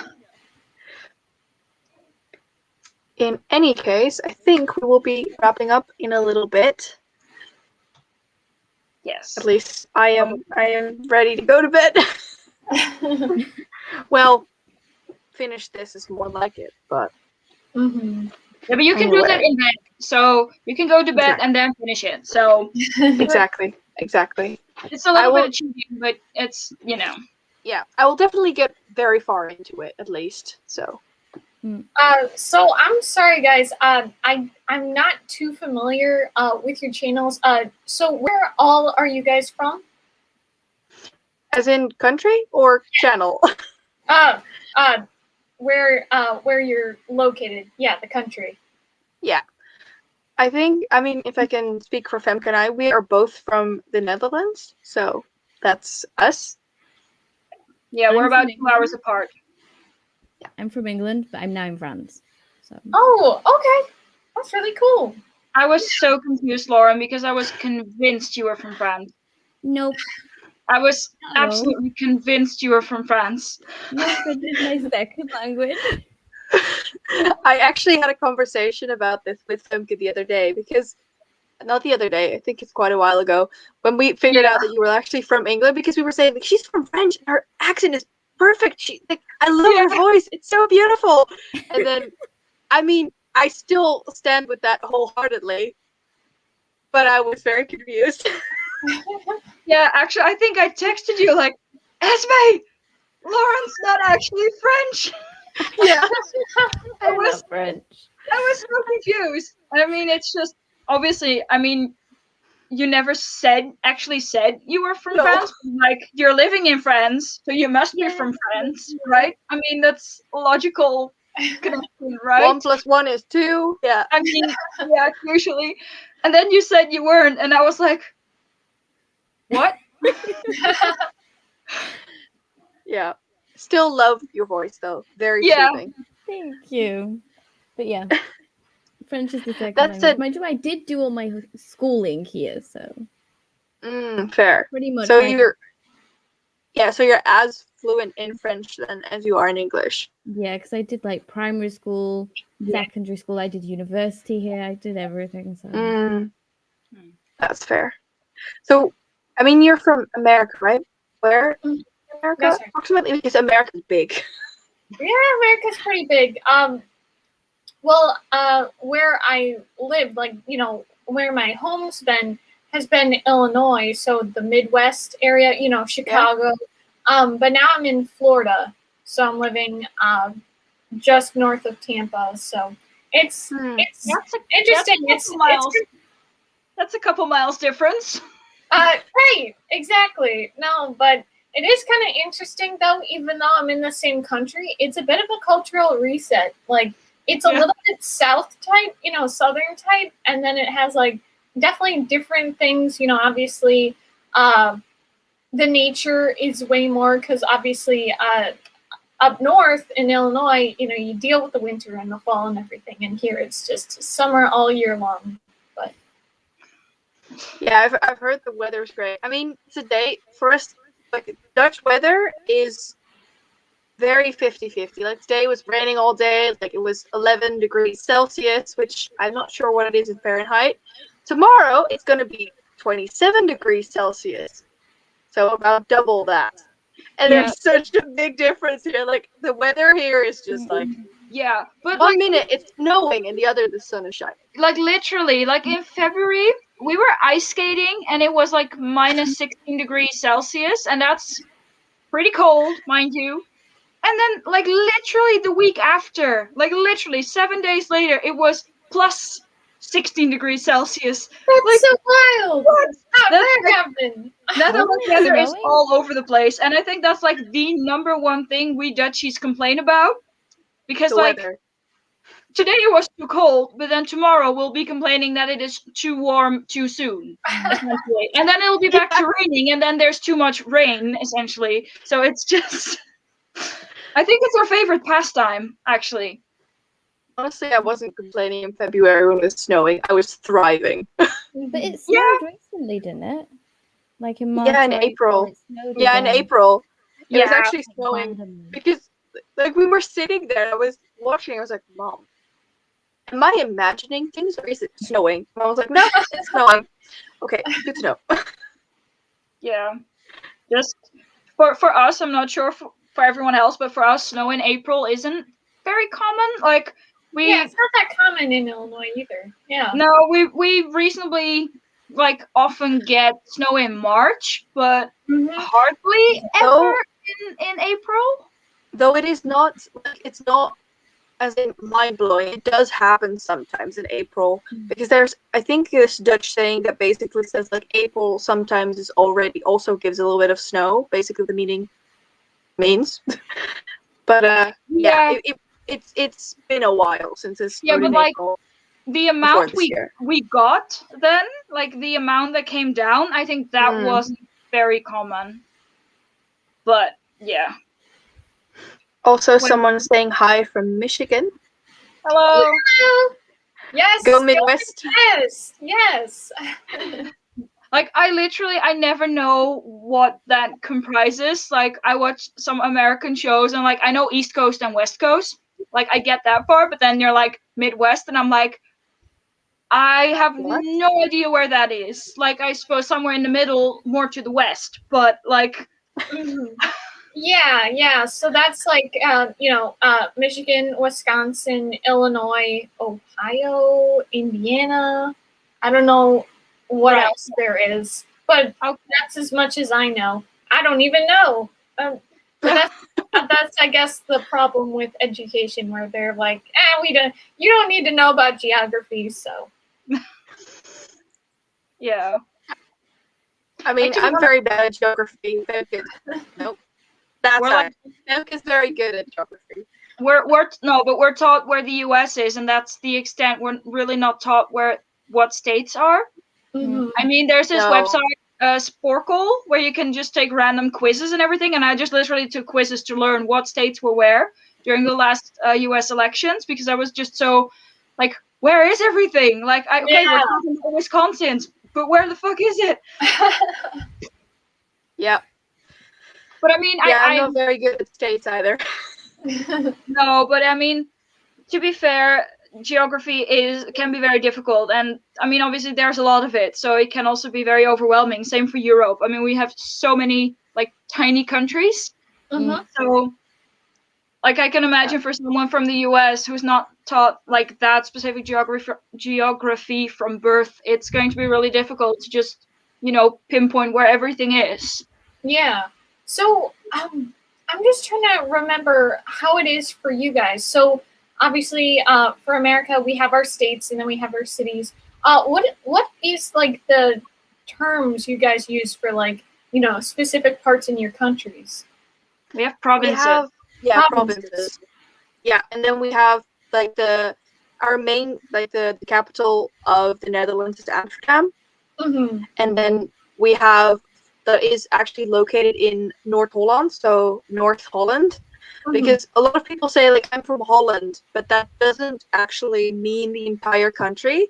No, Holland is basically just the west side of the country, and in North Holland, so North Holland, there's another capital which is Haarlem, and then every province like North Holland, there's, I believe, how many are there? 12? Yeah. 7? Yeah, 12, I think. All of them have their own capital.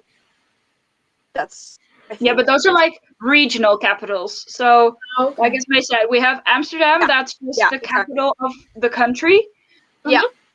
Just like Paris is to France, and Brussels is to Belgium, and Berlin is to Germany.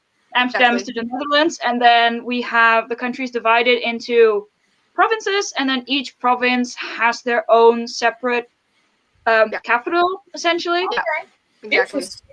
And then the provinces are then divided into municipalities. So, Yeah. And I think that's about it. And then in those municipalities, you obviously have cities and towns and villages and holes in the road and just. Okay. Yeah. I mean, both Femke and I actually live in a very small, at least my parents live in a very small village. So the closest, like, big city is a 15-minute drive for me. So that's pretty close, but still, like, we have a very small, like, village center with a couple of shops, and that's about it. To be fair, I think your village is still about 4 times the size as mine. Yeah, but I think we have like 2,000 inhabitants, something along those lines. So it's not huge. Are you sure it It's isn't also more? not tiny. It could be more. I don't know that. At the beginning of 2020, like January 1st, it was 8,790. Oh, I thought it was less. My bad. Apparently it's not. And then where I live, it's 1,575. But that was January 1st, 2017. So apparently our village doesn't get updated. That's how small it is. That's how small it is. But, you know. There's like not even a bus stop here. Mm-hmm. Oh, really? Oh. That's how small it is. We don't even have a bus stop. We have a bus stop, but no trains. Also, Lauren, where in France are you approximately? I'm like near the west of on the west coast of France, but slightly inwards. But I totally relate to the whole living in like the emptiness. I used to live on a farm, and my neighbors were goats. That is awesome, though. That was it. I had the goats. That sounds good, though. Definitely sounds good. Fun. Do you still live there? Or do you live in a city now? I live in a city now. But before, like, there was no Wi-Fi. We didn't even have a mobile signal. I didn't have a mobile signal at that house for like, how old is it? Like 12 years until they sort of went, oh, maybe we'll put a line in.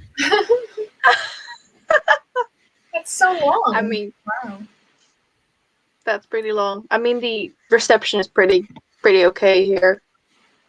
I think. Yeah, we had nothing. If you didn't have Wi-Fi, you didn't have anything. You gave up. Yeah, I remember when signals went from like 3G to 4G, everything, and like we were the last people to get the 4G because we're like in the rural north and just like that. So, I mean, it's not like I wanted it or anything. I mean, I basically got it because my phone didn't have the other option anymore. So, I mean, it's just, I'm not too fussed about those kinds of things, but it's just like, it's a nice example to show like where I'm located in the country. Yeah. Also, I agree with this wholeheartedly. They are lovely. But we bought them originally because we had a lamb who didn't, like, his mother didn't want to take care of him. So we wanted him to have friends. So we bought goats at a zoo. And the goats hated the lamb and the lamb hated the goats. But the goats reproduced. So we ended up with goats and lamb. It was fun. It's what happens when you live on a farm. You just randomly get animals. I always love this time where I live because I live, well, in a village that's surrounded by farms, and I just always love all the small animals, so the lambs when they get outside, and the what's the word? Tiny cow. Calves. Calves. Thank you. They are actually starting to be born here already. I actually had to go to the vet yesterday to pick up some, there's needles and stuff for Nina. And I was actually driving there, and I saw a couple of foals and like a couple of lambs, and I was like, oh, this is so cute. Yeah. Like in where I live, most of the lambs are actually already pretty grown up, and I'm so sad about that. They're already so big, and I just love it when they're just like tiny and cute. I mean, they're actually just growing up. Like a friend of mine actually lives in a farm, which is where we got 2 of her cats from. Both Coda and Luna are from the same farm. and they have cows. So every single year they also have a lot of kittens, and every single time I would go there, they would have kittens and calves, and it's just the perfect combination. It's so cute. Yeah. Oh, I love it. Also, apparently, we're not the only ones who grew up in a small town. Yeah, I think like even though we have about 1,500 people here, I think we don't have a lot more than 600 addresses, to be honest, because obviously children are also counted among those 1,500 people. So Yeah. I'm not sure, because I used to do the paper rounds as well, like for years and years, but I don't remember. I'm sure my mom knows, but I'm too lazy to run downstairs and ask. Yeah, I have no idea. I've never done paper rounds. I worked in a bakery, but I've never done paper rounds. Yeah. So no, I mean, this is very No clue. specific knowledge to have, and you'll only know that if you've actually done stuff like this. Mhm. I Yes. mean, I think so. Yeah. well, it kind of like depends. Do you just like literally just count our village, or do you count surrounding areas that are technically part of our village, but also technically not? That's the question. Because technically they are part of the village I live in, but they also have their own name. Mm. So, but they're still technically part of this village. So it's a weird construction here. Fair. But In yeah. any case, I think we should be wrapping up. Otherwise, we'll be talking for X amount of hours. And I want to thank you guys so much for joining. Yeah, I've had a lovely time. I hope we've all read decently. I feel like we have. The next print will be next week on Sunday. And from the top of my head, I am not sure who's going to join me, so I'll announce that on Twitter once again. And yeah, thank you guys so much for reading and for watching us read and all of that. And yeah, I think, does anybody else want to add something to it? Thank you for inviting us. Was it tomorrow next print or next Sunday? Next Sunday, sorry. Next Okay. week, Sunday. I was just wondering because like we still have Sunday to go like tomorrow. So No, that's Mother's Day. It's next week, Sunday on the 16th. Is Mother's Day tomorrow? For us It is in the Netherlands. Yeah. Not in France. For us it is. I believe, isn't it like the 5th Sunday in May in France? Even though that's in June. Too. My mum like makes us. No, she says she gets English and French Mother's Day. I don't know English Mother's Day. The English one's gone. Oh, it's the 30th of May. I'm good. Oh, okay. No need to panic. Is that? I'm always so bad at it. Yeah, it's what I said though. It's always apparently the 5th Sunday in May, even though that's in June. Mhm. Strange. Sometimes France is weird. I just let it do it. In any case, thank you all so much for joining. Thank you guys so much for supporting us. And I hope to see you guys the next time. Bye. Bye-bye.